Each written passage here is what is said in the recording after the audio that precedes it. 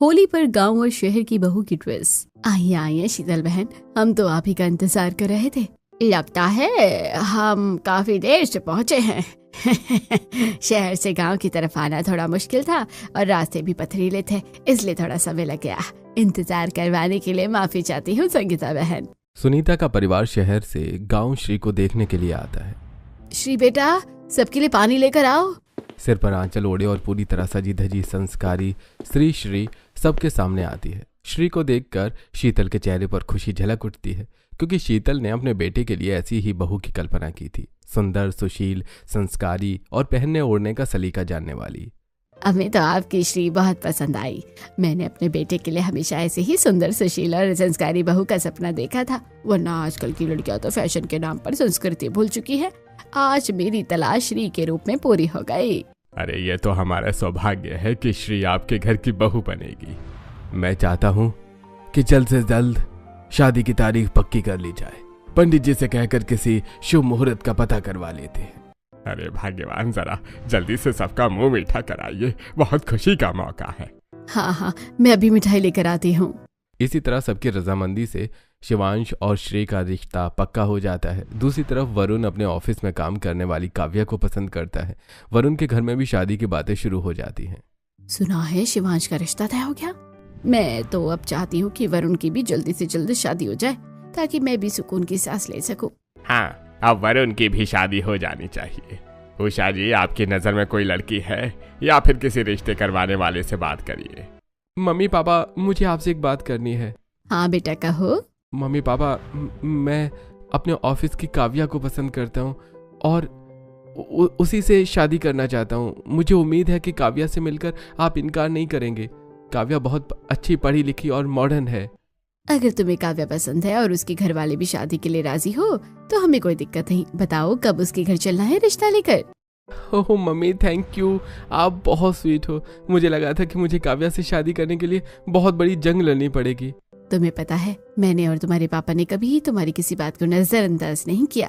शादी तो तुम्हारी जिंदगी का सबसे बड़ा फैसला है, ये भी तुम्हारी पसंद से ही होना चाहिए।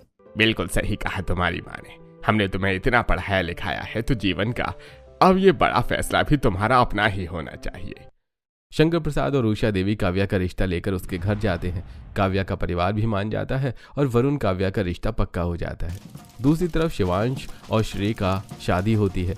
श्री लाल रंग के लहंगे में बेहद सुंदर लग रही थी। अरे वाह, शीतल ने तो बहुत ही सुंदर बहू ढूंढी है, इतनी सुंदर और संस्कारी।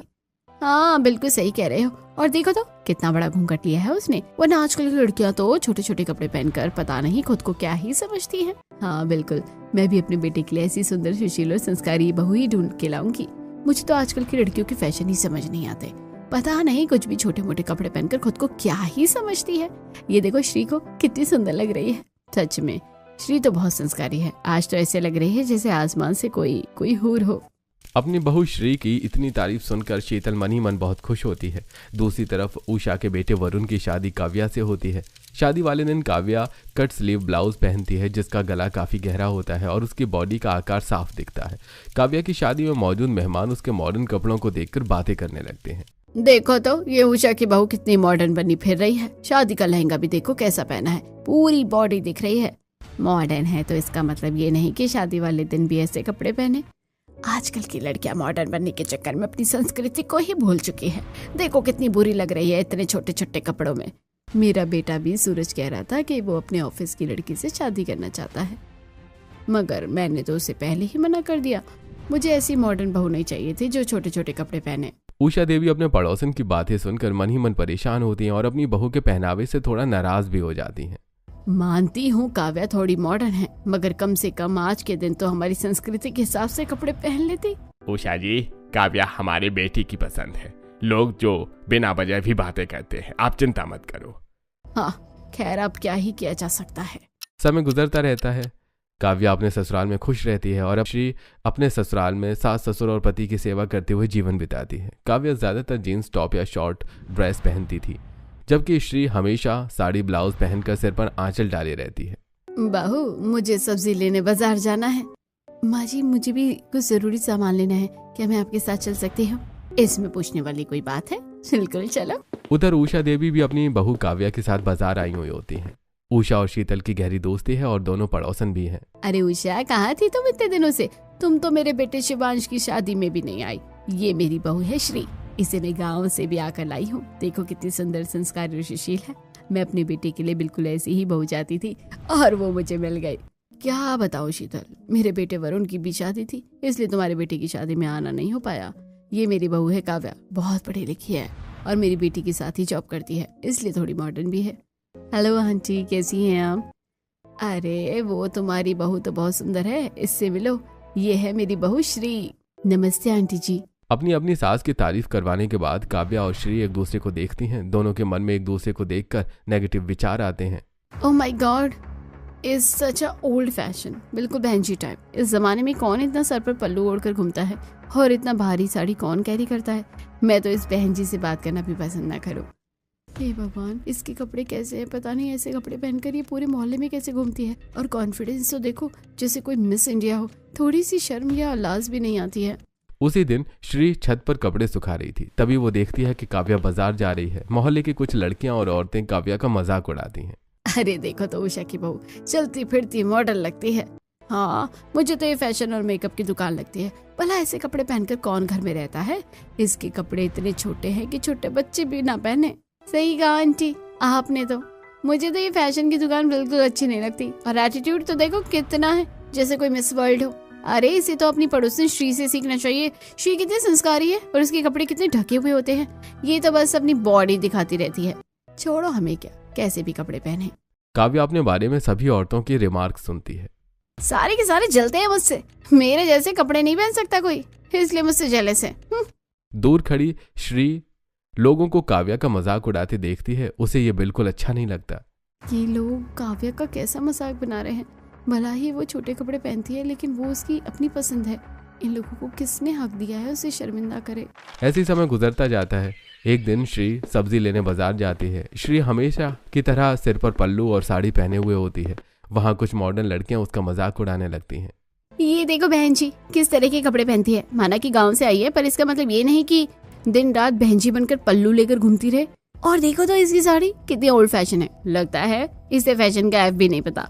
इसे अपने पड़ोस की काव्या से कुछ सीखना चाहिए। काव्या का फैशन सेंस कितना यूनिक और मॉडर्न है। हाँ, मुझे तो काव्या की हर एक ड्रेस बहुत अच्छी लगती है। काव्या की तो बात ही अलग है। वो शहर की मॉडर्न लड़की है और ये गांव की गंवार। दोनों का कोई कंपैरिजन ही नहीं है। लोगों की बातें सुनकर भी श्री उदास हो जाती है, मगर फिर भी खामोश रहती है। समय तेजी से बीतने लगता है। मोहल्ले में होली की तैयारियां शुरू हो जाती हैं। आज होली का दहन था जिसमें पूरे मोहल्ले को शामिल होना था। बहू, आज मोहल्ले में होली का दहन है। मैं चाहती हूँ कि तुम एक सुंदर सी ड्रेस पहन लो ताकि सब तुम्हें देखते ही रह जाए। जी मम्मी जी, आपको तो पता है फैशन के मामले में मैं किसी से कम नहीं हूँ, और वैसे भी मोहल्ले वाले मेरी फैशन से चलते हैं। दूसरी तरफ श्री के घर। बहू, सभी मोहल्ले की औरतें होली का दहन में जा रही हैं। तुम भी अपनी अच्छी सी साड़ी पहनकर चलो। जी माँ जी, मैंने आज के लिए बहुत अच्छी साड़ी सिलेक्ट की है। अब देखिएगा, आपको बहुत पसंद आएगी। मुझे तो तुम्हारी हर साड़ी पसंद है। साड़ियों के मामले में तुम्हारी पसंद ही अलग है। काव्या एक मॉडर्न ब्लैक स्कर्ट पहनती है जिसके स्लीव्स नहीं होती। दूसरी तरफ श्री रेड कलर की सुंदर साड़ी पहनती है और पहले से कहीं अधिक सुंदर लगती है। अरे ये देखो, मिस इंडिया आ गई। आज भी ऐसे ही कपड़े पहनकर आ गई। इतने छोटे कपड़े में भला कौन होली का दहन में आता है? मोहल्ले की औरतें फिर वही काव्या का मजाक उड़ाती हैं, लेकिन काव्या को हमेशा की तरह कोई फर्क नहीं पड़ता। उधर कुछ मॉडर्न लड़कियां श्री का मजाक उड़ाने लगती हैं। अरे अरे, आ गई बहन जी। ऐसा लग रहा है जैसे कोई दुल्हन ही खड़ी कर दी हो। भाई, मैं तो अपनी शादी पर भी इतनी रेडी नहीं हुई थी। गंवार को तैयार होने का बिल्कुल भी आइडिया नहीं है। काव्या भी श्री को देखकर मन ही मन हंसती है। बिल्कुल ठीक कह रही है ये। इस गंवार को हर जगह दुल्हन बनकर घूमने का शौक है। कौन इतनी हैवी साड़ी पहनता है भला? होली का दहन शुरू हो जाता है। पूजा के समय श्री की साड़ी उसके पैर में फंस जाती है और वो बुरी तरह से गिर जाती है। अरे, इससे तो साड़ी भी कैरी नहीं हो रही है। पहना आता नहीं, फिर साड़ी पहनकर सती सावित्री बनने की नौटंकी करती है। मेरी सास भी कह रही थी, तुम भी डी जैसी साड़ी पहना करो। मैं क्यों पहनूं? मुझे बहन जी बनने का शौक नहीं है। साड़ी में हर फंक्शन अटेंड करना कितना अनकंफर्टेबल होता है। इस गांव की गंवार को बस बहन जी बनकर सबके सामने नंबर बनाने का शौक है। पता नहीं क्या साबित करना चाहती है। इसके फैशन सेंस से ही मुझे चिढ़ होती है। श्री काव्या और बाकी औरतों की बातें सुन लेती है। उसे बहुत बुरा लगता है, फिर भी वो हमेशा की तरह चुप रहती है। काव्या भी होली का दहन करने आगे बढ़ती है। तभी अचानक तेज हवा चलने लगती है। हवा के कारण आग और तेज भड़क जाती है और काव्या का पैर जल जाता है। आउच मम्मी जी, मेरा पैर बहुत दर्द हो रहा है, बहुत जोर से जल गया है। ऐसे कपड़े पहनोगी तो पैर क्या पूरा शरीर ही जल जाएगा। इस काव्या को तो शर्म है ही नहीं, ना लाज है, लगता है बेचकर खा गई है। हाँ देखा ना कितना जोर से पैर जला है, इसलिए तो मैं कहती हूँ ऐसे कपड़े नहीं पहनने चाहिए। मेरी बहू को देखो पूरा शरीर ढका हुआ रहता है। ऐसी कोई बात नहीं है, मामूली सा पैर जला है, इसका मतलब ये नहीं कि आप मेरी बहू को कपड़ों का ही दोष देने लगे। हाँ मेरी बहू मॉडर्न है, लेकिन उसके कपड़ों की कोई गलती नहीं। अगर यही आशा आपकी बहू के साथ होता तो शीतल बहन तो क्या आप उसकी साड़ी को दोष देती। ऐसे ही होली का दिन होता है। काव्या बहू, तुम्हारी चॉइस तो हमेशा ही बहुत अच्छी होती है। आज होली के त्योहार पर तुम ऐसा ड्रेस पहना कि सबकी नजरें तुम पर ही टिक जाए। वैसे तो तुम हर दिन अच्छे कपड़े पहनती हो, मगर आज मैं चाहती हूँ कि तुम सबसे अलग और सबसे खास दिखो। जी मम्मी जी, आज के लिए मैंने बहुत सारे स्पेशल ड्रेस डिजाइन करवाए हैं, आप देखेंगी तो आप भी देखती रह जाएंगी। मुझे तुम्हारी चॉइस पर कोई शक नहीं, तुम्हारी पसंद हमेशा वेरी गुड होती है। थैंक यू मम्मी जी, आपको मेरे सारे कपड़े पसंद आते हैं। ये मेरे लिए बहुत बड़ी बात है। काव्या ने अपने लिए शहर के एक बेहतरीन डिजाइनर से सफेद रंग का बेहद मॉडर्न सा स्कर्ट डिजाइन करवाया था। दूसरी तरफ शीतल भी चाहती थी कि उसकी बहू श्री आज होली पर खास दिखे। बहू, वैसे तो पूरे मोहल्ले वाले तुम्हारी साड़ियों की तारीफ करते नहीं थकते, लेकिन आज मैं चाहती हूँ कि तुम पहले से भी ज्यादा सुंदर साड़ी पहन कर आओ, ताकि पूरे मोहल्ले वाले तुम्हारी तारीफ में आसमान जमीन एक कर दे। जी माँ जी, आप बिल्कुल परेशान ना हो, कुछ दिन पहले ही मैंने अपने लिए होली की स्पेशल साड़ी बनाई थी। देखिए माँ जी, ये साड़ी कैसी लग रही है। श्री अपनी साड़ी अपनी सास को दिखाती है। वो साड़ी उसने खुद अपने हाथों से डिजाइन की थी, बहुत सुंदर और अनोखी। बहू, साड़ी तुमने बहुत सुंदर डिजाइन करवाई है, पूरे मोहल्ले में ऐसी साड़ी किसी के पास नहीं होगी। अच्छा तुम जल्दी से तैयार हो जाओ, होली का त्योहार शुरू होने वाला है। काव्या सफेद रंग का डिजाइन ड्रेस पहनती है और उसके साथ मैचिंग ज्वेलरी डालकर तैयार हो जाती है। हमेशा की तरह उसका ड्रेस काफी छोटा था, उसकी पतली पतली टांगें साफ नजर आ रही थी, उसके टॉप की स्लीव्स भी नाम मात्र की थी। उषा अपनी बहू को देखकर खुश होती है। बहुत सुंदर लग रही हो बहू। अच्छा सुनो, पूरे मोहल्ले की सभी बहू बेटियां होली के लिए अपने अपने घर से कुछ पकवान बनाकर ला रही हैं। मैं चाहती हूँ कि तुम भी अपनी पसंद का कोई डिश बनवा लो। ओ मम्मी जी, इस फैंसी ड्रेस में मैं कैसे खाना बनाऊंगी?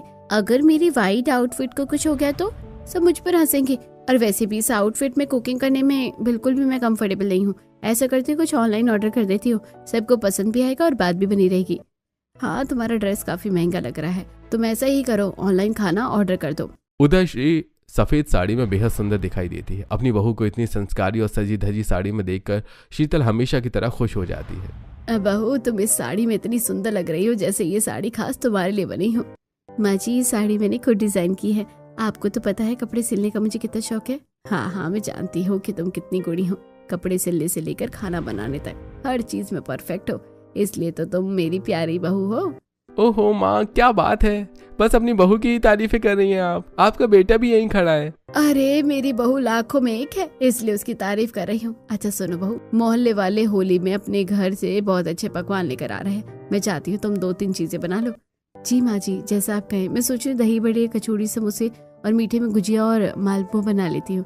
वाह बहू, ये तो बहुत अच्छी बात है, तुम जल्दी से बना लेना, होली शुरू होने वाली है। काव्या और श्री दोनों अपनी अपनी सास के साथ होली में पहुंचती हैं। होली का पंडाल बहुत खूबसूरती से सजा हुआ था। एक तरफ ठंडाई की स्टॉल थी, दूसरी तरफ गुजिया और स्नैक्स की ट्रेंडिंग होली सॉन्ग्स, और लोग झूम झूम कर नाच रहे थे। मम्मी जी देखिए कितना मजा आ रहा है, मैं भी जाकर होली खेलती हूँ। हाँ, इसमें पूछने वाली क्या बात है, जाओ एंजॉय करो। काव्या भीड़ में जाकर रंगों से होली खेलती है और सबके साथ नाचने लगती है। उधर श्री अपने हाथों से बनाए हुए व्यंजन सबको परोसती है, फिर बड़े प्यार से सबके चेहरे पर हल्का सा होली रंग लगाती है। मोहल्ले की सभी बुजुर्ग औरतें श्री को ढेरों दुआएं और आशीर्वाद देती हैं। अरे बहू, जुग जुग जियो, भगवान तुम्हें हमेशा खुश रखे। दूसरी तरफ काव्या सभी के साथ होली खेलते हुए मदहोश होकर डांस कर रही थी। तभी कुछ मनचले लड़के उसे देखते हैं और गाना गाने लगते हैं। आजा गोरी, तेरे बदन पर रंग दूं कलर। यार इसकी ड्रेस देख, कितनी हॉट लग रही है। लड़कों की बात सुनकर काव्या को लगता है कि वो उसकी तारीफ कर रहे हैं। मेरा फैशन सेंस ही ऐसा है, मैं हर किसी को अट्रैक्ट कर देती हूँ। तभी एक लड़का काव्या की कमर पर पिचकारी से रंग मार देता है। दूसरा लड़का उसका हाथ पकड़कर जबरदस्ती डांस करने लगता है। काव्या शहर की पढ़ी लिखी लड़की थी, उसे ये सब सिर्फ मजाक लग रहा था। उसे लगा कि ये सब लड़के जस्ट फॉर फन कर रहे हैं, लेकिन दूर खड़ी श्री ने उन लड़कों की गंदी नीयत पहचान ली थी। वो तुरंत काव्या के पास जाती है। काव्या, मुझे लगता है तुमने बहुत छोटे कपड़े पहन लिए हैं, तुम्हें मेरी शॉल ओढ़ लो, अपने आप को ढक लो। देखो ये लड़के तुम्हारे साथ कैसे मिसबिहेव कर रहे हैं। तुम क्या कर रही हो तुम? जैसी गवार हमारी शहरी मेंटेलिटी से कभी मैच नहीं कर सकती। ओ सॉरी, मैं तो भूल ही गई थी, तुम तो गांव से हो इसलिए तुम्हें नहीं पता होगा। हम शहर वाले होली इसी तरह मनाते हैं। काव्य, तुम समझ नहीं रही हो, इन लड़कों की नीयत ठीक नहीं लग रही है। प्लीज मेरी बात को समझो। श्री, तुम बहनची जैसे कपड़े पहनती हो, लेकिन आज मुझे तुम्हारी सोच भी उतनी ही बहनची वाली लग रही है। अगर ये लोग मुझे अनकंफर्टेबल करते तो मैं खुद दूर हो जाती, पर ये सब ऐसा नहीं है जैसे तुम लोग सोच रही हो। वरुण, जो काफी देर से अपनी पत्नी को इन लड़कों द्वारा छेड़ते हुए देख रहा था, वो गुस्से में वहां पहुंचता है। काव्या, श्री भाभी बिल्कुल सही कह रही थी। तुम्हें समझ में नहीं आ रहा ये लड़के कब से तुम्हें छेड़ रहे हैं और तुम इन्हें सबक सिखाने की बजाय उनके साथ डांस कर रही हो। जाओ जाकर ये मॉडर्न फिट ड्रेस उतारो, मुझे तुम इस ड्रेस में बिल्कुल अच्छी नहीं लग रही हो। ओके, कूल डाउन वरुण, मैं अभी जाकर चेंज करके आती हूँ। वरुण की बात सुनकर काव्या एक मॉडर्न सी लॉन्ग गाउन पहनकर दोबारा आती है, जिसकी स्लीव्स हमेशा की तरह नहीं थी। पड़ोसन सुनीता और शकुंतला काव्या और श्री दोनों को देखकर बातें करने लगती हैं। देखा तुमने, शीतल की बहू कितनी सुंदर लग रही है सफेद साड़ी में। मैंने सुना है वो साड़ी उसने खुद डिजाइन की है। अरे मतलब शीतल की बहू कोई डिजाइनर है? नहीं नहीं, वो मामूली सी दर्जी है, लेकिन देखो अपने लिए कितने अच्छे कपड़े डिजाइन करती है। और उधर इस काव्या को देखो, कुछ देर पहले मोहल्ले के लफंगे लड़के से भांग पीकर छेड़ रहे थे, पर इस काव्या को तो थोड़ी भी शर्म नहीं है।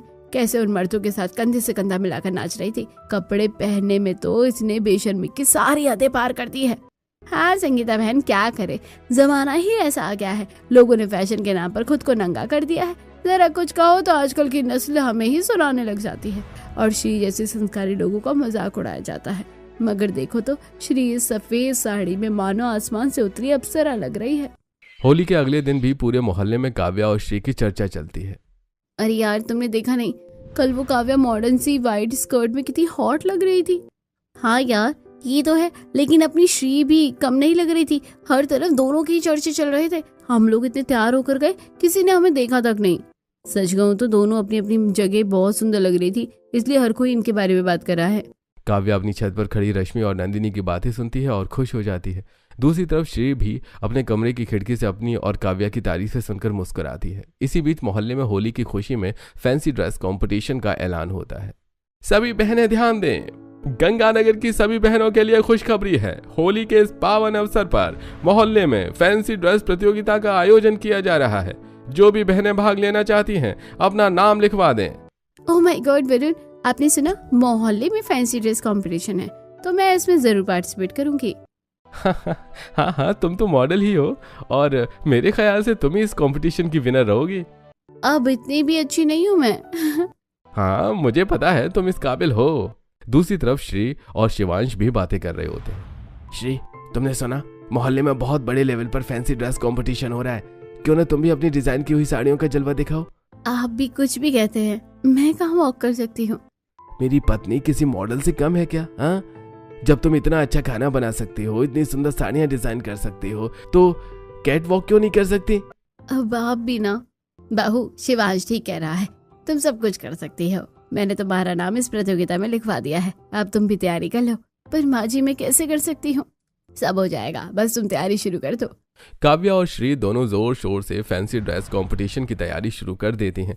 काव्या शहर के बड़े डिजाइनर से महंगी गाउन तैयार करवाती है। श्री अपनी ओर से एक सुंदर साड़ी डिजाइन करती है। काव्या अपने डिजाइनर ड्रेस के लिए मैचिंग ज्वेलरी लेने मार्केट जाती है। तभी रास्ते में वही गाना गाने वाले मनचले लड़के फिर से उसका रास्ता रोक लेते हैं। अरे देखो, ये तो वही अलबेली छल छबीली जा रही है। यार क्या माल है, कितनी हॉट लग रही है। इसके कपड़े तो उफ, आग लगा देते हैं। ये क्या बेशर्मी है, अपने घर में कभी माँ बहन नहीं देखी क्या, जो मुझे न्यू छेड़ रहे हो? हाँ माँ बहन देखी है, बट वो तुम्हारी तरह हॉट ड्रेसेस नहीं पहनती है ना। सुनो दोनों, मैं तुम लोगों का बुरा हाल कर दूंगी।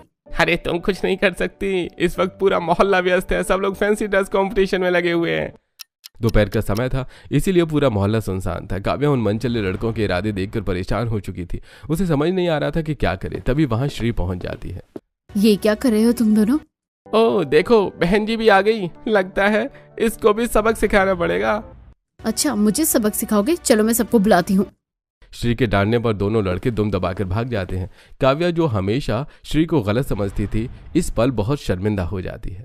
सॉरी श्री, मैं हमेशा तुम्हें गलत समझती थी, खुलेआम तुम्हारा मजाक उड़ाया, लेकिन मुझे नहीं पता था तुम्हारा दिल इतना साफ है। तुम चाहती तो मेरी पिछली बेइज्जती का बदला ले सकती थी, मगर तुमने मुझे बचाकर मेरा दिल जीत लिया। ऐसी कोई बात नहीं है काव्या, बस थोड़ा संभल कर जाया करो। तुम्हारे कपड़ों में कोई बुराई नहीं है, लेकिन अगर तुम थोड़े ढंग के कपड़े पहनोगी तो और भी सुंदर लगोगी। शाम में फैंसी ड्रेस कंपटीशन था। काव्या खुशी खुशी अपने डिजाइनर ड्रेस आयरन कर रही थी, लेकिन गलती से ड्रेस जल जाता था। ओह माय गॉड, ये क्या हो गया? इतना महंगा डिजाइनर ड्रेस जल गया। अब मैं कंपटीशन में क्या पहनूंगी? इतनी शॉर्ट नोटिस पर कोई नया ड्रेस भी नहीं मिल पाएगा मुझे लगता है मैं पार्टिसिपेट नहीं कर पाऊंगी। उधर श्री अपनी छत पर कपड़े फैलाने आती है। सामने ही काव्या भी मौजूद होती है। श्री उसे परेशान देखकर बात करती है। क्या हुआ काव्या, तुम बहुत परेशान लग रही हो। क्या बताओ यार, मेरा इतना महंगा डिजाइनर ड्रेस आयरन करते वक्त जल गया। अरे ये तो बहुत बुरी बात है। अब लास्ट मोमेंट पर मैं कुछ नहीं कर सकती, सोचा है अपना नाम ही कटवा देती हूँ। अरे नहीं, ऐसा मत करो। मेरे पास एक सुंदर सी साड़ी है, मैंने जो खुद बनाई है, तुम चाहो तो वो साड़ी पहन सकती हो। आखिरकार काव्या श्री की डिजाइन की हुई साड़ी पहनने पर राजी हो जाती है, मगर काव्या फर्स्ट टाइम साड़ी पहन रही थी, इसलिए उसे साड़ी पहनने में दिक्कत होती है। तभी वो श्री के घर चली जाती है, मगर उधर श्री उसे थोड़ी परेशान दिखाई देती है। अरे श्री, क्या हुआ? तुम अभी तक तैयार नहीं हुई? क्या बताऊँ यार, जो ब्लाउज मैंने सिला था वो ज्यादा ही फिट हो गया। मेरे पास समय भी नहीं है कि मैं उसकी फिटिंग करा सकूं। डोंट वरी श्री, मेरे पास एक बहुत अच्छा ब्लाउज है, तुम्हारी साड़ी पर बिल्कुल मैच करेगा, तुम वही पहन लो। आखिर तुमने मेरी मदद की है। इस तरह काव्या श्री की साड़ी पहनती है और श्री काव्या का मॉडर्न डिजाइनर ब्लाउज पहनकर तैयार होती है। दोनों फैंसी ड्रेस कंपटीशन में कैट वॉक करती हैं। अरे ये तो श्री है ना, देखो कितनी सुंदर लग रही है। मैं तो कभी सोच भी नहीं सकती थी कि गांव की बहन जी इस मॉडर्न ब्लाउज में इतनी खूबसूरत लगेगी। हाँ बिल्कुल सही कह रही हो। और उस काव्या को देखो, आज तो वो काव्या भी नहीं लग रही है। कितनी सुंदर साड़ी पहनी है, किसी भी तरह से वो चलती फिरती मॉडर्न फैशन की दुकान नहीं लग रही है। मैं तो दोनों को देखकर शॉक्ड हूँ। काव्या और श्री दोनों की शानदार कैटवॉक से कंपटीशन में 4 चांद लग जाते हैं। दोनों के बीच कांटे की टक्कर होती है। कुछ देर बाद रिजल्ट घोषित किया जाता है। इस फैंसी ड्रेस कंपटीशन की टॉप 2 हैं काव्या और श्री। मुकाबला बेहद कड़ा रहा, लेकिन ट्रॉफी सिर्फ एक को मिलेगी। तालियों और सीटियों से पूरा हॉल गूंज उठता है। इस कंपटीशन की विनर हैं मिस काव्या। मुझे खुशी है कि मैं विनर बनी हूँ, लेकिन मुझे नहीं लगता कि मैं इस ट्रॉफी की हकदार हूँ। बहू, ये क्या कह रही हो? मम्मी जी, मैं ठीक कह रही हूँ। ट्रॉफी के असली हकदार श्री है। ये सुंदर साड़ी और मेरा ये मेकअप भी श्री ने ही किया है। मैं हमेशा से सोचती थी कि मैं सिर्फ मॉडर्न कपड़े पहनकर सुंदर लग सकती हूँ, लेकिन आज इस साड़ी में खुद को देखकर समझ आया हमारी संस्कृति में भी कुछ अलग जादू है, इसलिए तो हम दुनिया से अलग दिखाई देते हैं। बहू, तुमने सच कहा, तुम आज सच में बहुत सुंदर लग रही हो और ये सारा खबा श्री का है। श्री और काव्या दोनों ही ट्रॉफी एक साथ साझा करती हैं।